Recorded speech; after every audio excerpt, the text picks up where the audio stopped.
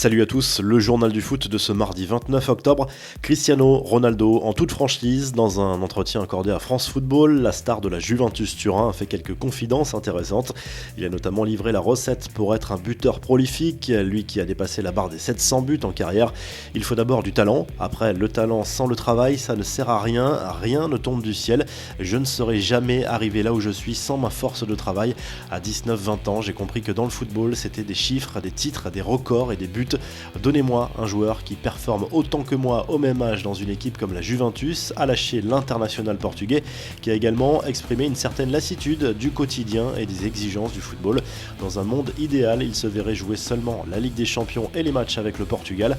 Au moment de choisir le but le plus marquant de sa carrière, CR7 a reconnu que le fameux ciseau en Ligue des Champions avec le Real contre la vieille dame avait une place particulière dans son cœur. L'avenir de Gareth Bale est toujours aussi incertain. L'international gallois aurait demandé à son agent de lui trouver une porte de sortie cet hiver. D'après Marca, les merengues vont chercher à vendre le gallois en janvier et le championnat chinois serait une piste très sérieuse. Une chose est sûre, le foot n'est plus la passion première du joueur du Real Madrid qui est fan de golf. Il ne s'intéresse pas du tout à la vie politique non plus, et notamment au Brexit qui le concerne pourtant en tant que ressortissant britannique.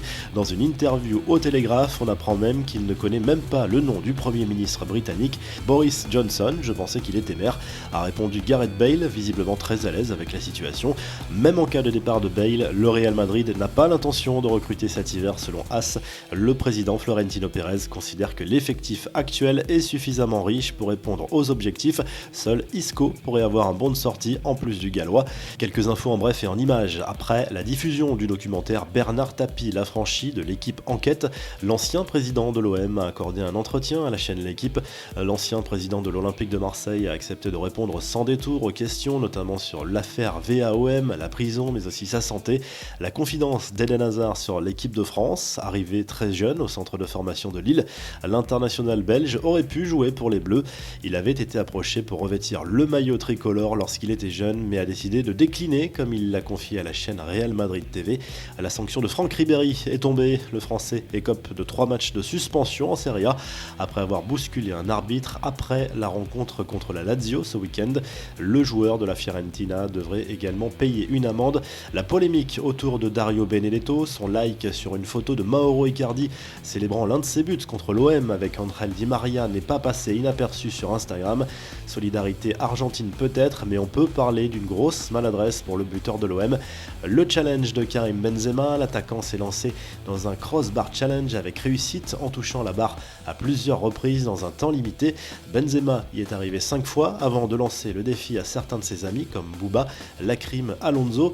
L'aventure est déjà terminée pour Jaap Stam sur le banc du Feyenoord Rotterdam. L'ancien international néerlandais quitte le club après seulement 4 mois et suite à la lourde défaite subie dimanche face à l'Ajax. Enfin, la Juve a peut-être mis la main sur celui que l'on surnomme le nouveau Di Maria. Selon la Gazzetta dello Sport, le club a réglé les dernières formalités pour recruter Mathias Soulé, 16 ans, en provenance de Vélez Sarsfield. La revue de presse, le journal L'Équipe fait sa une sur les soucis de riche de Thomas Tuchel pour son attaque. Alors que le trio Icardi, Di Maria, Mbappé fonctionne à merveille, Edinson Cavani est désormais parfaitement remis de sa blessure et voudra jouer un maximum, sans compter le retour de Neymar en novembre. Il faudra faire des choix.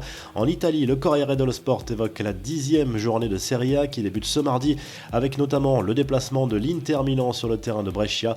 Le mercato des Nerazzurri pourrait être animé selon le quotidien. En Espagne, le Mundo Deportivo évoque le match Barça-Valladolid programmé ce mardi soir en Liga. Avec un programme chargé dans les prochaines semaines, le jeune Ansu Fati devrait avoir sa chance à nouveau. Vous retrouvez toute l'actu foot sur topmercato.com, l'appli Top Mercato, et à demain pour un nouveau journal du foot.